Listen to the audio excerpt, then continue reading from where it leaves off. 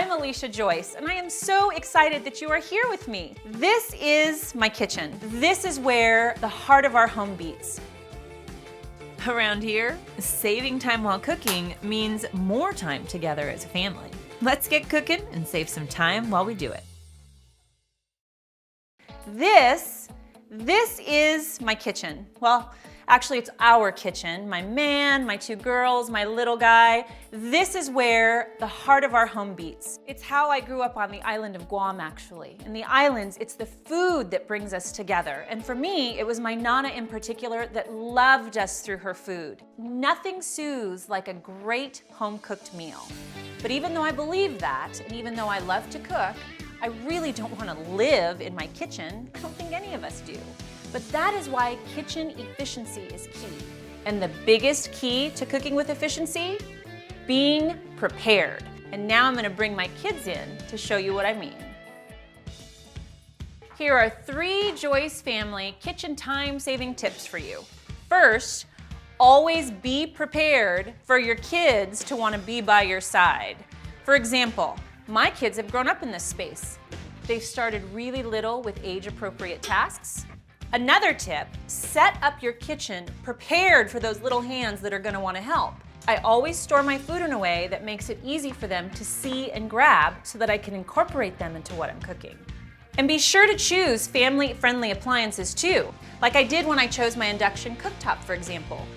This cooktop puts me at ease when I want to incorporate my kids in the kitchen. Sebastian, you want to help me cook? Hey, let's do some cooking, okay? Let's get the stove started. There we go. On, off, push high. Take me down to a 6. Perfect, good job. So when I have my little guy at the stove, for example, I can have him help me with little things like getting ingredients into my pan. He can just be with me and help me get cooking. You can just pour it right in. Here's this fork. Perfect. And if any spills happen while we're in the kitchen together, which they will with kids by your side, no worries. Nothing's gonna bake on. It's so nice to have appliances that work for you in the kitchen. And another tip, always be prepared and confident with a great list of recipes that you know will come together really fast on those busy nights, like what we're gonna do right now. One of our family favorites, fried quinoa and sausage. So to these onions that Sebastian is doing an awesome job with, I am gonna add a little bit of garlic. Let's spread those around, mister. And let's do some peppers for some color. So the thing about this quinoa and sausage, notice I said quinoa, not fried rice, for example. Quinoa is one of our favorite family staples. It's one of those super nutritious, power-packed, foundational ingredients that you can use in place of rice or pasta. And so when I give it to my kiddos, they're getting an extra punch of protein in this dish. Let's do some cilantro now into our pan. So to the saute we have going, what I'm gonna add are just some frozen corn and some frozen peas that we pulled out of the freezer. Let's get this empty. The other thing about using induction, as you can see as I pulled this pan off, the actual heat source stops and waits for the pan to go back on. Veggies are done, let's put those to the side.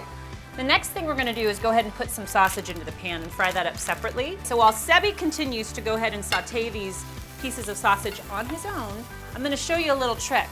The key to working with induction is to use stainless steel cookware or cast iron cookware. And how do you know if it's gonna work? With a magnet.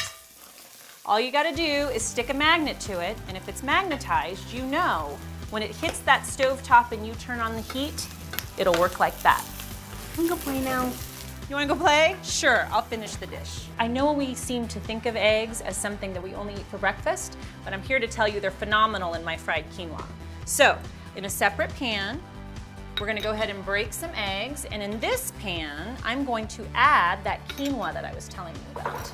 Now, I am known for telling people, keep pre-cooked quinoa in your fridge. And the reason why is, again, it is so nutrient dense. It's perfect. It's just like using rice or pasta, and it gives great texture and a nice nutty flavor to every dish. In this pan, we're gonna break our eggs. So get your eggs frying. And you can use olive oil to fry eggs, or you can use butter. When you use butter, it actually fluffs them up quite nice. And you can use that same spatula going from your eggs over to your quinoa. And as you get a little bit of that going, I am gonna add in all of that beautiful sauté and the vegetables and the sausage that we've already done. Isn't this beautiful? These eggs are ready to go in at the end. I'm gonna drizzle just a little bit of soy sauce across the top of that.